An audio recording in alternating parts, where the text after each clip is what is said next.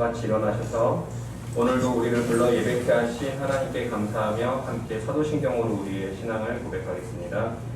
나는 전능하신 아버지 하나님 천지의 창조주를 믿습니다. 나는 그의 유일하신 아들 우리 주 예수 그리스도를 믿습니다. 그는 성령으로 있게 되어 동정녀 마리아에게서 나시고 본디오 빌라도에게 고난을 받아 십자가에 못 박혀 죽으시고 장사된 뒤 사흘 만에 죽은 자 가운데서 다시 살아나셨으며 하늘에 오르시어 전능하신 아버지 하나님 우편에 앉아 계시다가 거기로부터 살아있는 자와 죽은 자를 심판하러 오십니다. 나는 성령을 믿으며 거룩한 공교회와 성도의 교제와 죄를 용서하는 것과 몸의 부활과 영생을 믿습니다. 아멘.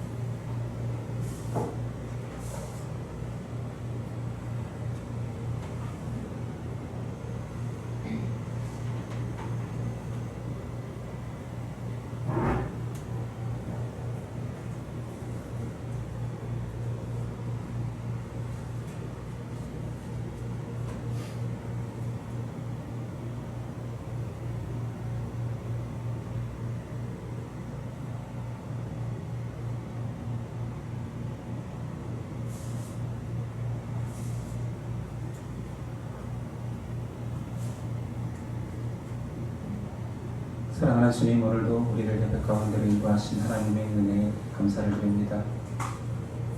하나님이 사랑이 아니고서는 한순간도 호흡하기 힘든 우리임을 고백하게 하여 주시고, 오직 하나님의 믿음으로만 살 수 있는 자임을 고백할 수 있는 귀한 은혜를 허락하여 주시옵소서.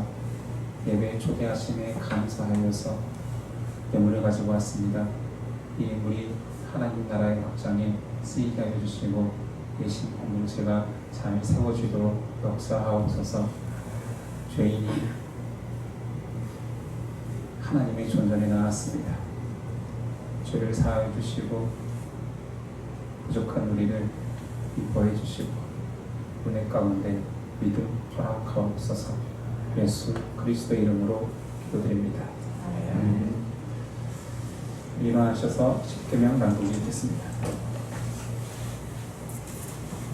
하나님이 이 모든 말씀으로 말씀하여 이르시되, 나는 너를 애굽 땅 종되었던 집에서 인도하여 낸 내 하나님 여호와니라. 제1은 너의 하나님 신을 내게 두지 말라. 제2는 너를 위하여 새긴 우상을 만들지 말고, 또 위로 하늘에 있는 것이나 아래로 땅에 있는 것이나 땅 아래 물속에 있는 것에 어떤 형상도 만들지 말며, 그것들에게 절하지 말며 그것들을 섬기지 말라. 제3은 너는 내 하나님 여호와의 이름을 망령되게 부르지 말라. 제4는 안식일을 기억하여 거룩하게 지키라. 제5는 내 부모를 공경하라. 제6은 살인하지 말라. 제7은 간음하지 말라. 제8은 도둑질하지 말라. 제9는 내 이웃에 대하여 거짓 증언하지 말라. 제10은 내 이웃의 집을 탐내지 말라. 예수께서 이르시되, 내 마음을 다하고 목숨을 다하고 뜻을 다하여 주 너의 하나님을 사랑하라 하셨으니, 이것이 크고 첫째 되는 계명이요 둘째도 그와 같으니, 내 이웃을 내 자신같이 사랑하라 하셨으니, 이 두 계명이 온 율법과 선지자의 강명이니라. 아멘.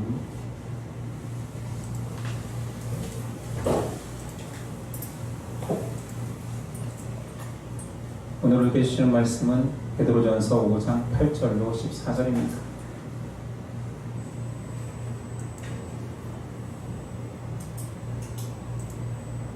베드로전서 5장 8절로 14절까지 저 여러분들이 한 절씩 교독하겠습니다.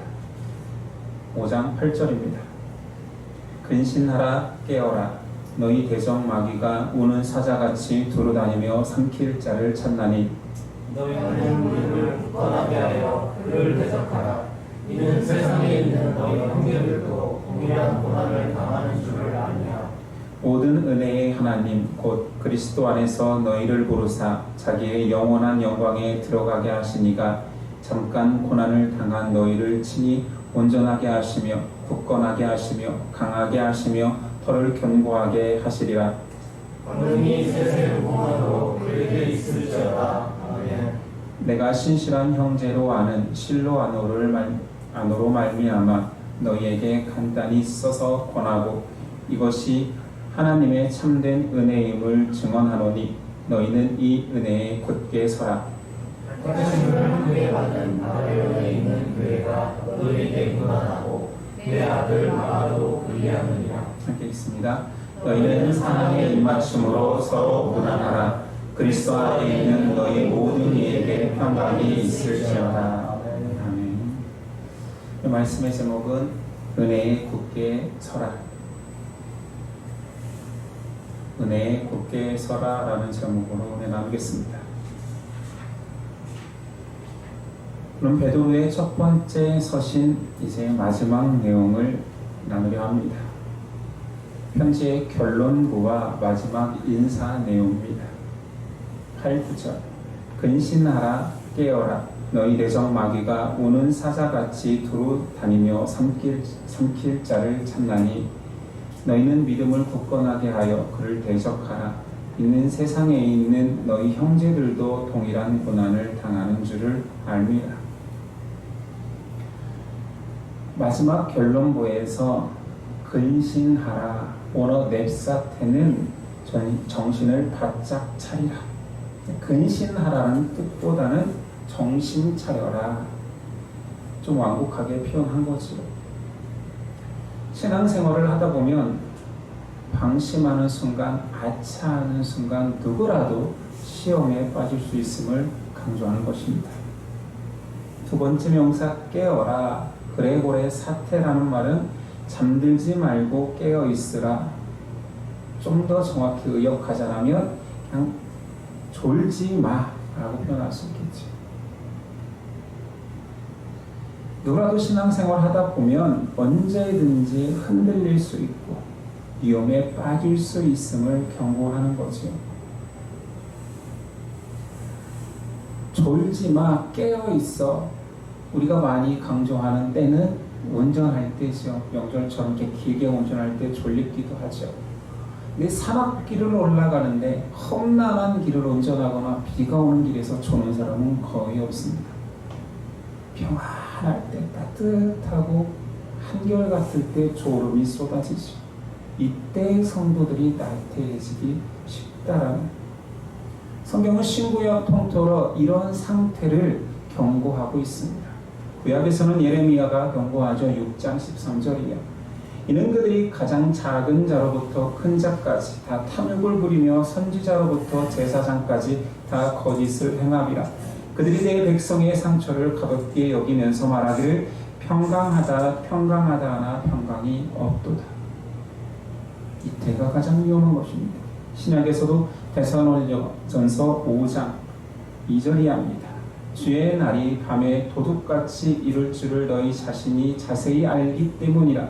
그들이 평안하다 안전하다 할 그때 임신한 여자에게 산의 고통이 이름과 같이 멸망이 갑자기 그들에게 이르르니 결코 피하지 못하리라. 평안하다 느끼고 내 주변에 아무 문제가 없다고 느낄 때 물론 평강의 하나님을 고백할 수 있지만 많은 부분 졸다가 위험에 처할 수 있습니다. 오늘 편지를 쓰는 베드로는 이것을 절절하게 경험했지요. 예수님께서는 고난의 길을 가는 겟세마네 동산에서 시험에 들지 않게 깨어 기도하라라고 경고했음에도 모든 제자들이 잠에 빠졌습니다. 베드로 또한 그랬죠. 그 결과는 그 직후에 마귀의 시험에 당해 예수님을 3번이나 부인하게 되었습니다. 얼마나 자신의 인생 속에는 이 말을 해주고 싶을까요? 후배들에게, 동료들에게. 평안하다 여길 때 예수님 품 안에 있던 제자들 속에서 시험을 당했다니까요. 그러면서 마귀를 대적하라고 말합니다. 마귀라는 단어는 우리가 흔히 들었던 그 디아블로스입니다. 마귀의 여러 속성 중에서 거짓말하는 자, 비방자, 중상모략하는 자로 표현할 때, 마귀를 표현할 때 이 디아블로스를 씁니다. 사자로 묘사되어 있잖아요. 사자가 자기 먹이를 사냥할 때 분명히 사자보다 더 강한 짐승이 없습니다. 정글에는 너무나 많은 자기 먹을거리가 존재하겠지요. 크고 실한 먹이를 잡아 온 무리가, 사자 무리가 나눠 먹을 수 있는데 한결같이 사자는 자기가 잡을 수 있는 짐승을 중에서 가장 작은 자, 연약한 짐승, 그리고 무리에서 떨어져 있는 짐승을 사냥합니다. 맹수의 잔혹함이죠. 약할수록 가장 먼저 사냥의 대상이 되어집니다.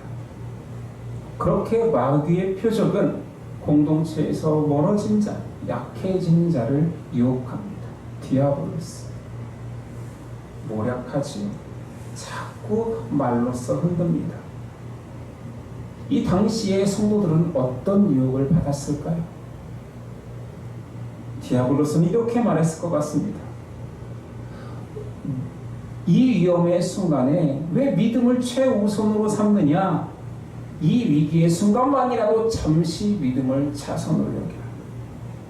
네 목숨, 네 손해를 왜 너는 감당하려 하느냐? 피해 있어요.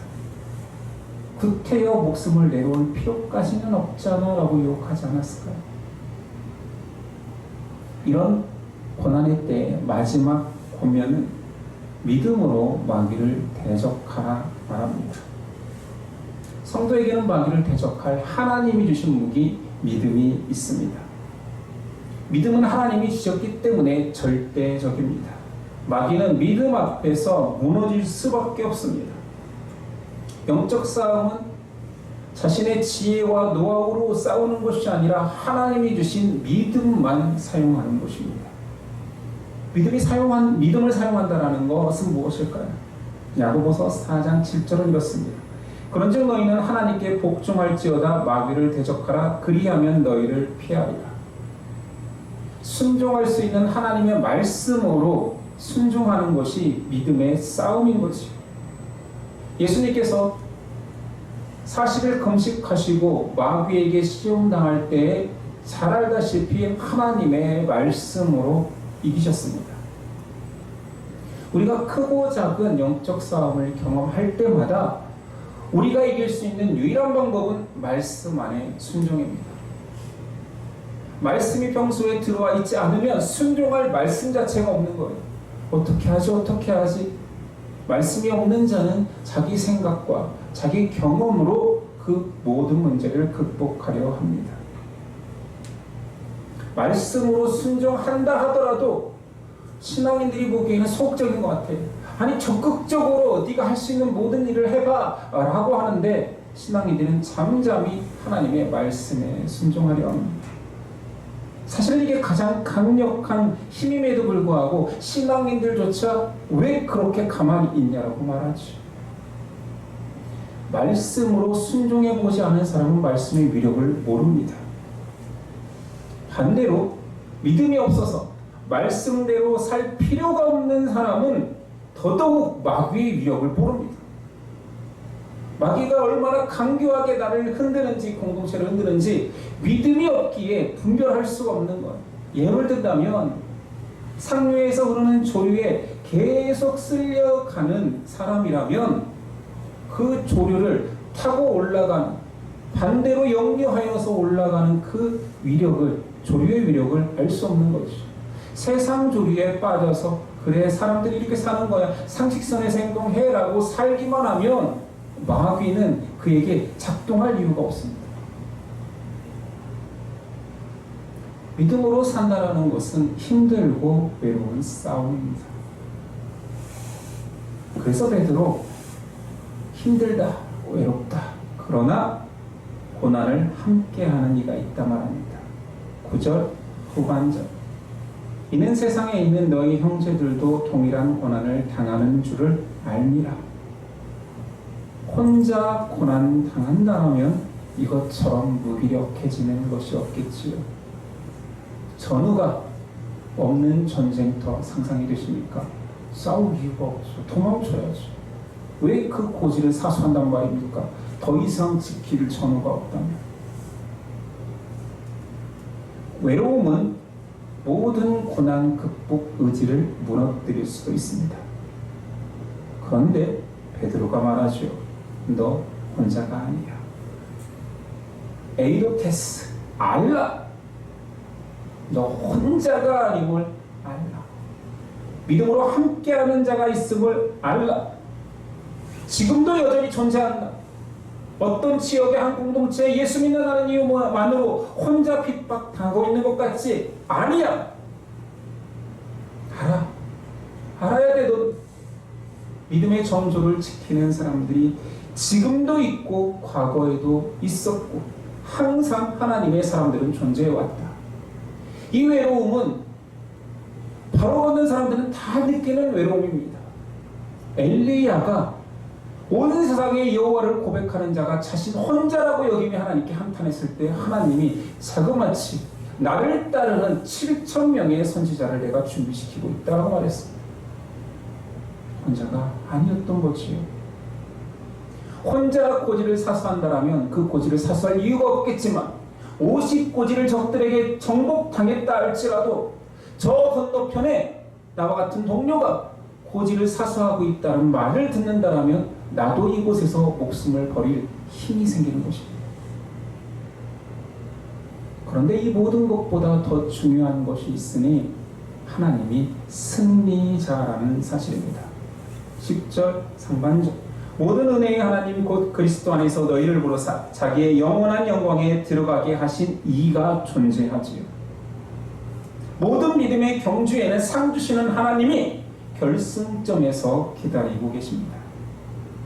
계속 고백하죠. 디모데후서 4장 8절 이제부로는 나를 위하여 의의 면류관이 예비되었으므로 주 곧 의로우신 재판장이 그 날에 내게 주실 것이며 야고보서 1장 12절 시험을 참는 자는 복이 있나니 이는 시련을 견디어낸 자가 주께서 자기를 사랑하시는 자들에게 약속하신 생명의 면류관을 얻을 것이기 때문이라. 하나님은 분명히 약속하셨고 분명히 때가 되면 마지막 때에 심판자 되신 하나님께서 상 주시겠다라고 말씀하십니다. 그건 과장법이 아닙니다. 믿음의 승리와 면류관을 얻는다는 그 감격이 커지기 위해서는 성도가 준비되어야 될 자세가 있습니다. 첫 번째, 두 가지 자세지만 동일합니다. 첫 번째는 내가 낮아지는 것이요 하나님이 높아지는 것입니다. 다시 표현해 볼까요? 내가 작아지는 것이요 하나님이 커지면 됩니다.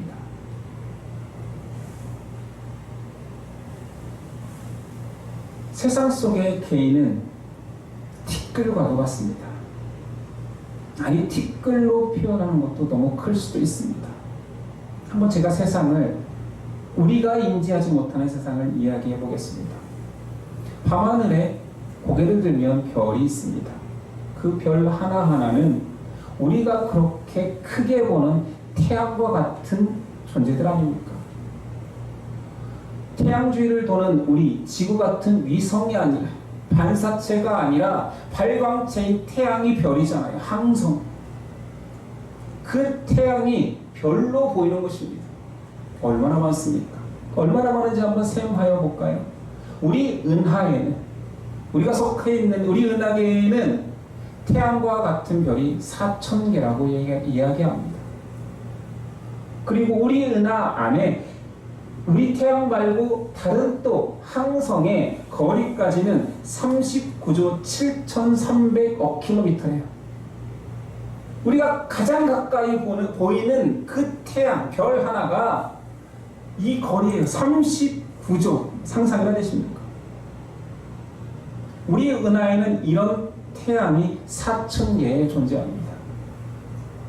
근데 우리 은하 말고 우리 은하에서 가장 가까운 은하 잃어버린 다 알잖아. 사람이 개념이 없을 때, 개념이 날아갔을 때 안드로메다로 갔다라고 하잖아요. 그 안드로메다 은하가 우리 은하하고 가장 가까운데 그 거리가 빛의 속도는 1초에 지구를 7바퀴 반을 돕니다. 그걸로 안드로메다까지 250만 광년 빛의 속도로 그 거리를 달려가야 그 안드로메다를 만납니다.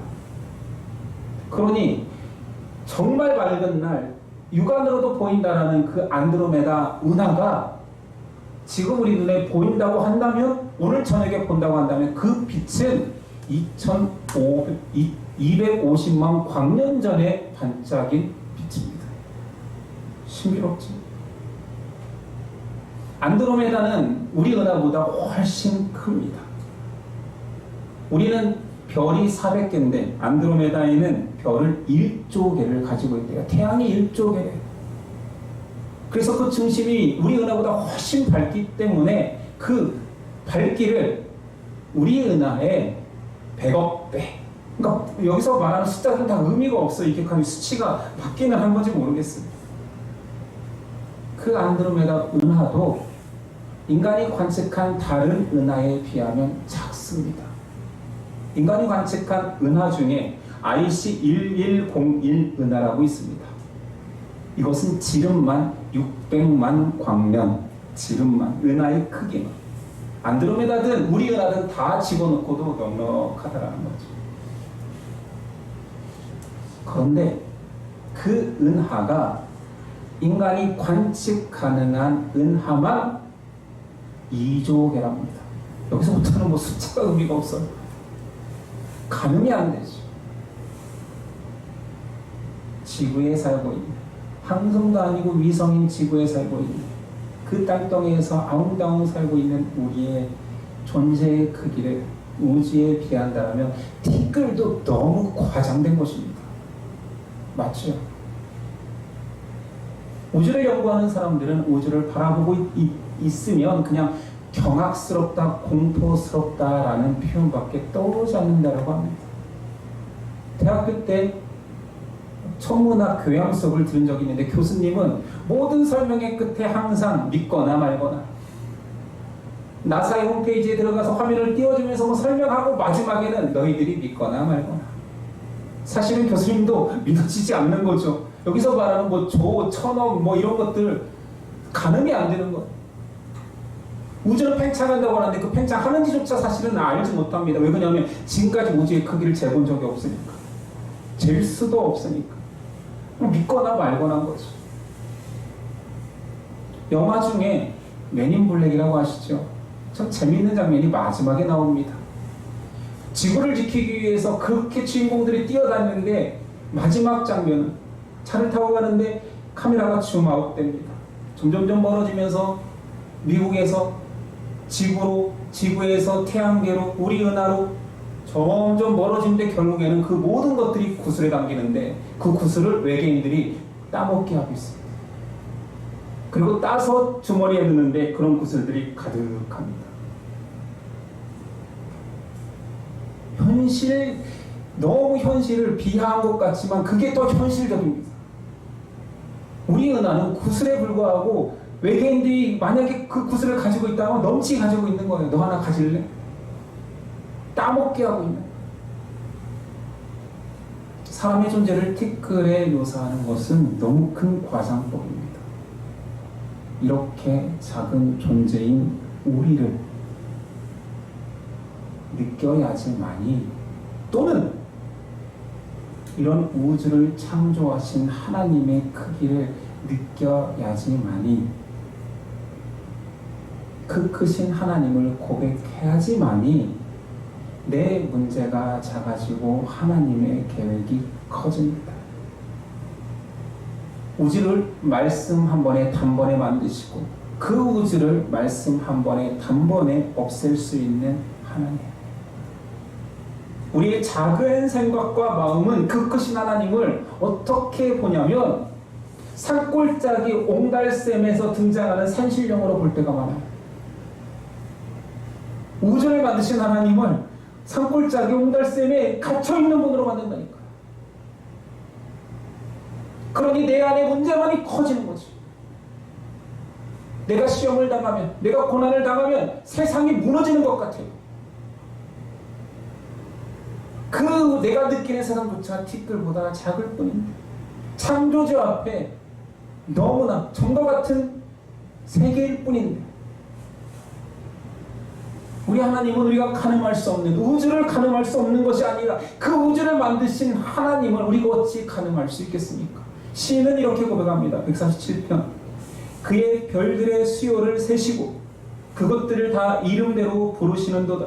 우리 주는 위대하시며 능력이 많으시며 그의 지혜가 무궁하시도다.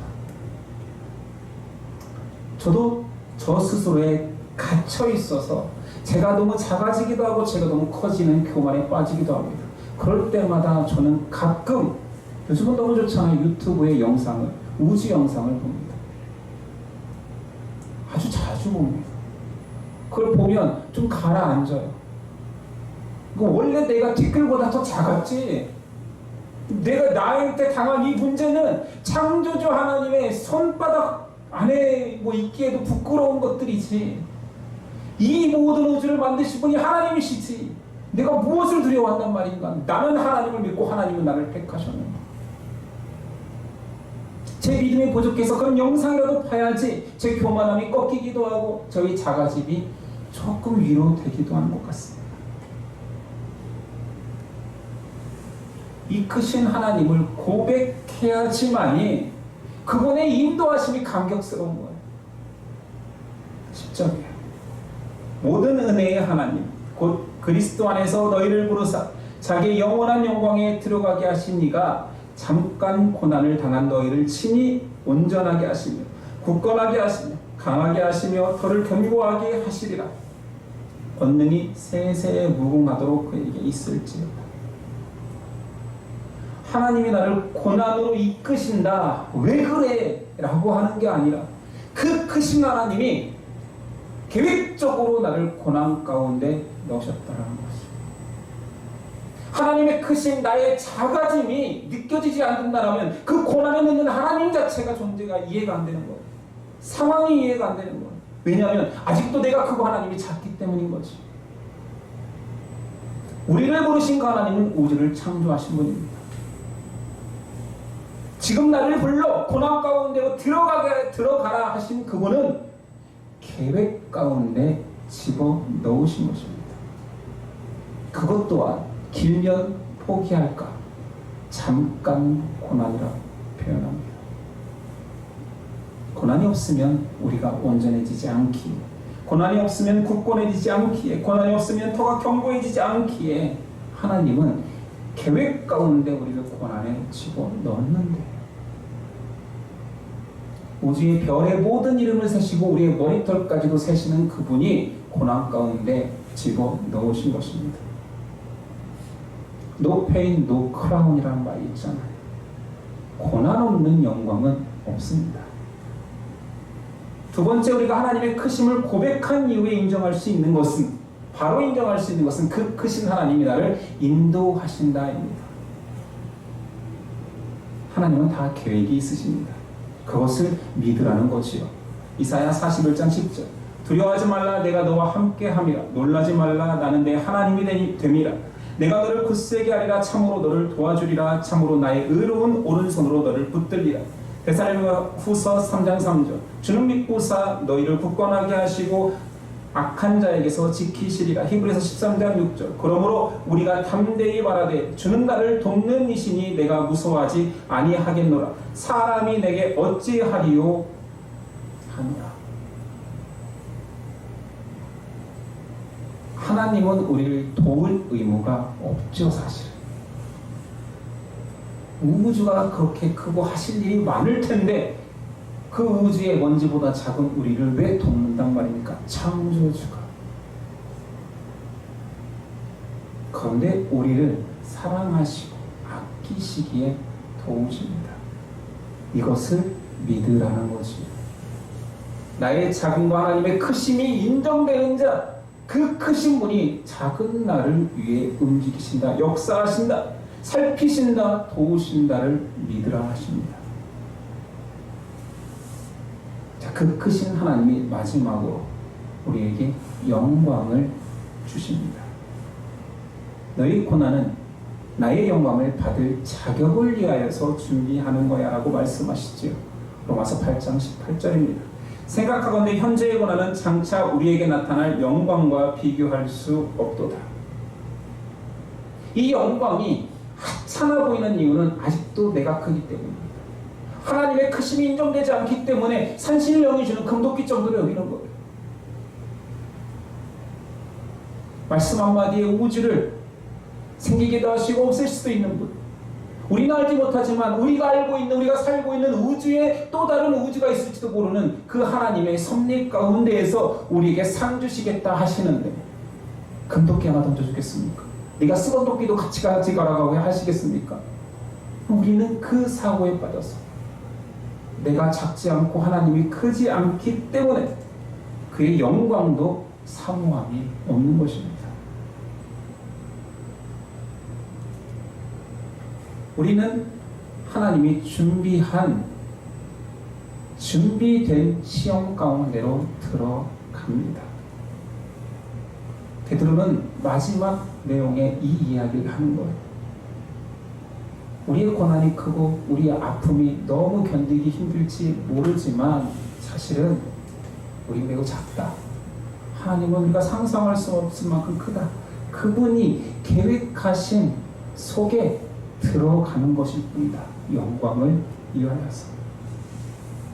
준비된 어둠 속에 들어가 빛을 만나라는 것입니다. 고통 속에서 피어나는 은혜를 경험하라는 것이고요. 가시밭 속에서 피어나는 백합화의 향기를 느껴보라는 것이며 고난의 풀무 속에서 정금으로 나오라는 것입니다. 하나님의 계획을 믿는 자라면 하나님의 영광 또한 믿는 자들입니다. 이것은 너무나 보편적인 하나님의 인도하시는 방식이기 때문에 성경에 너무나 많습니다. 이런 하나님의 인도하심을 찾으려면 정말 수도 없습니다. 제가 몇 개만 꺼내볼까요? 고난 중에 인도하시는 은혜의 크심, 그 은혜의 큼을 고백하는 사람입니다. 수로보니게 여인은 예수님조차 개라고 취급받던 여인입니다. 예수님이 그렇게 표현할 정도면 제자뿐만 아니라 모든 사람들이 개 취급하는 인생 아니었겠습니까?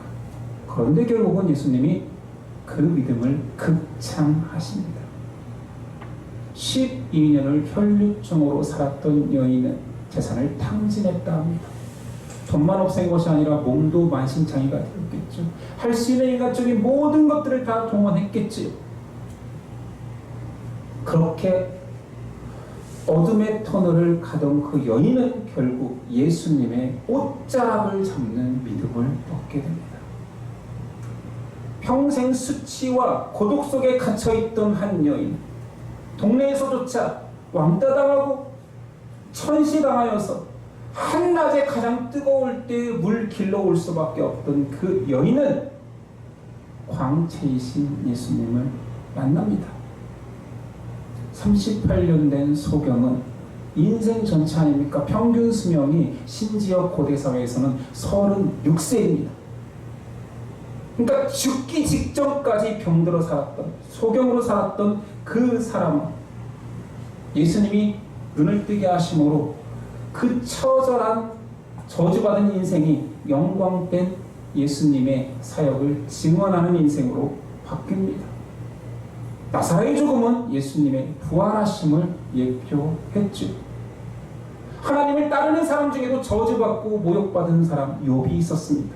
그러나 그의 고백, 그러나 내가 가는 길을 그가 아시나니 그가 나를 단련하신 후에는 내가 순금같이 되어 나오리라 라는 고백을 하게 됩니다. 하나님의 축복은 고난의 포장지에 쌓여 있습니다. 포장되지 않은 선물은 가치가 없지요. 성도의 고난, 하나님의 계획 가운데 축복과 영광을 위한 전조국 아닐까요? 고난의 전조국이 울리지 않으면 영광의 클라이막스도 없습니다. 우린 다 알고 있지만 이것이 인정되지 않는 이유는 내가 크고 하나님이 별로 안 크기 때문입니다. 내가 작아지고 하나님의 크심을 인정한다라면 하나님이, 그 하나님이 나를 돕는다고, 그 하나님이 마지막 지점에서 상을 주기에 기다리고 계신다고, 영광을 나누시겠다고, 그러면 감수할 힘이 생기는 거지. 이러면서 베드로는 편지의 끝 인사에 참여한 자들, 영광에 함께할 자들의 이름을 기록합니다. 12절입니다. 내가 신실한 형제로 아는 실로 안으로 말미암아 너희에게 간단히 써서 권하고 이것이 하나님의 참된 은혜임을 증언하노니 너희는 이 은혜에 굳게 살아. 택하심을 받은 바벨론에 있는 교회가 너희에게 문안하고 내 아들 마가도 그리하느니라. 너희는 사랑의 입맞춤으로 서로 문안하라. 그리스도 안에 있는 너희 모든 이에게 평강이 있을지어다. 인사말의 종결 부이기도 하지만 편지의 인사말 끝인사이기도 하지만 고마운 사람에게 고맙다고 인사하는 것 같기도 하지만 저는 단순히 고마움을 전하기 위해서 실로하러 신라, 알고 있는 그 신라입니다. 내 편지를 대필하였다라고 고마움을 전하고 내 아들처럼 따랐던 마가 고맙다라고 표현하고 나를 도왔던 바벨론의 교회들, 믿음에 인내하여서 끝까지 있었던 바벨론 교회를 칭찬하고자 마지막에 기록한 것만은 아니라는 것이, 믿음의 싸움을 끝까지 걸어낸 자들, 포기하지 않고 고난 가운데서도 믿음의 정도를 지킨 자들 없다고? 있어. 나 있잖아. 그리고 실로아 너 있잖아. 교회도 있다. 바벨론 교회. 물론 바벨론은 어떤 문서를 찾아도 그 당시에 바벨론 지역에 믿음의 본이 될 만한 교회가 존재하지는 않습니다. 그러나 우리는 알 수 있지요. 신약의 모든 것은 핍박의 시대였기 때문에 비유해서 표현했죠. 바빌론 교회는 로마 교회를 상징합니다. 가장 극심한 박해의 중심에 있는 여기에 로마 교회 성도들도 믿음의 정주를 지키는 자들이 존재합니다. 이 편지를 받는 자여, 너만 핍박받고 너만 그렇게 외롭게 하나님 딴 찾는 것 따라 여기지 마라. 있다. 사람도 있고 교회도 있다.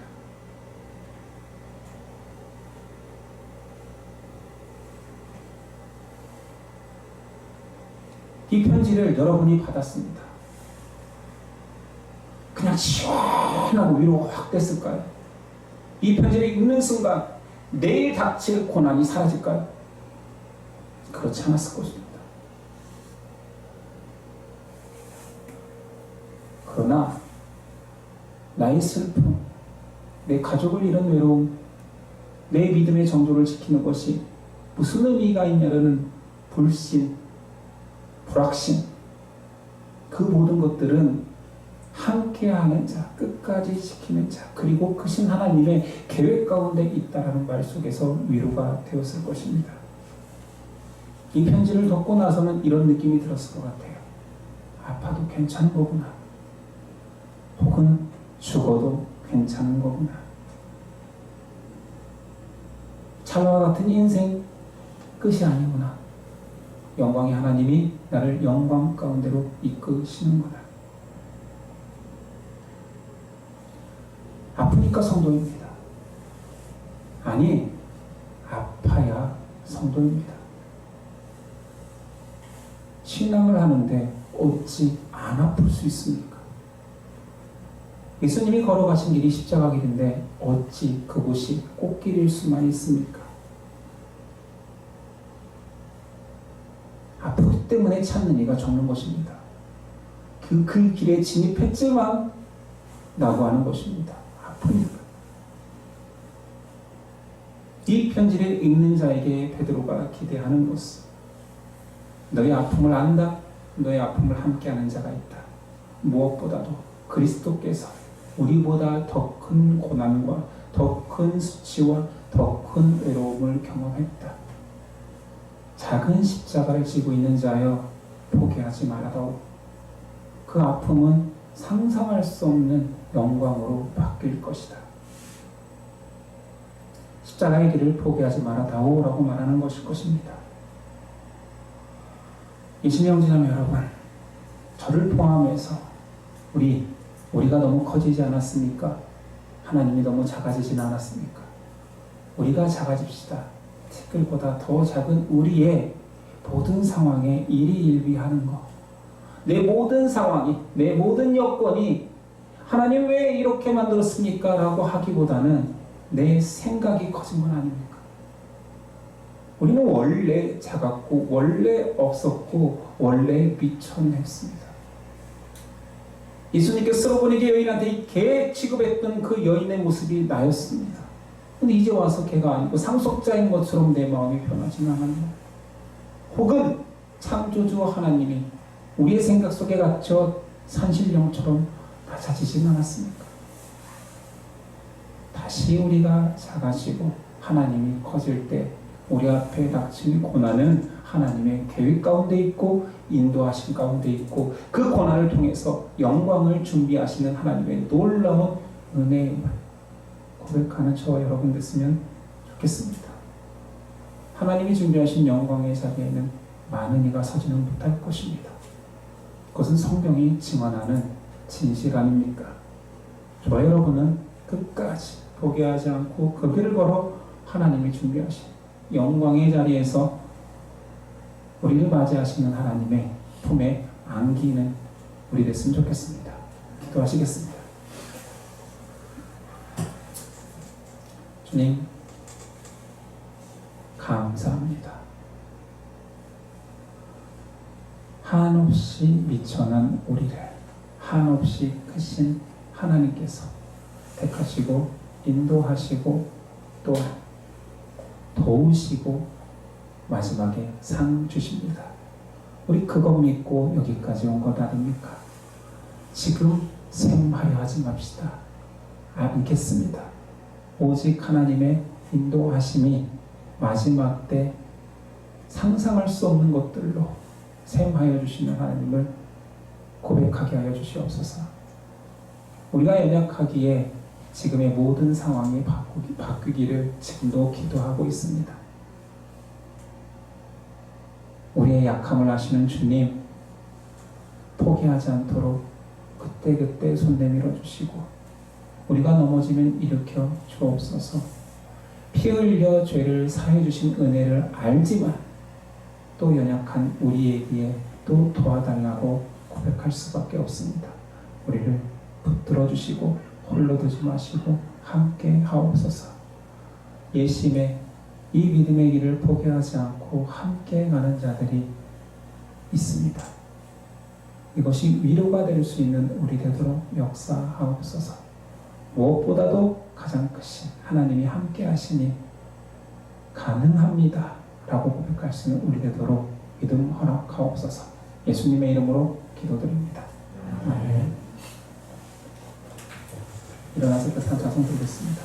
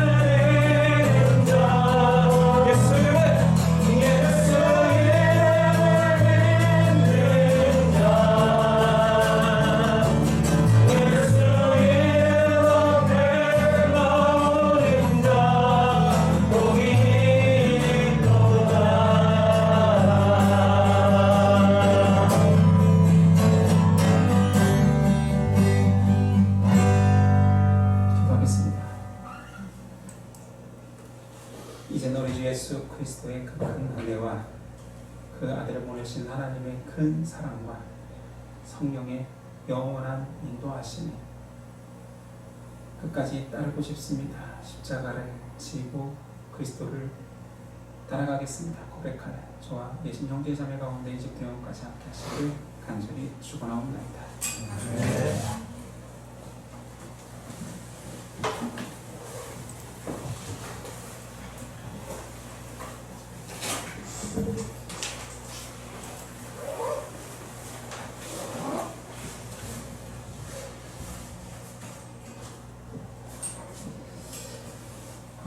우리 여기 있는 분들과 옆 사람과 집에서 예배하시는 분들은 가족들과 이렇게 인사했으면 좋겠습니다.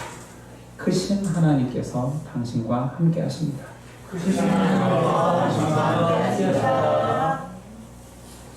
네, 오늘은 명절 날이네요. 정확히 설날이네요. 새해 복 많이 받으십시오. 오늘은 특별한 일정이 없습니다. 편하게 교제하시고 돌아가시면 되고요. 명절 기간 좋은 시간 보내시고 건강하게 보내시고 갔으면 좋겠습니다.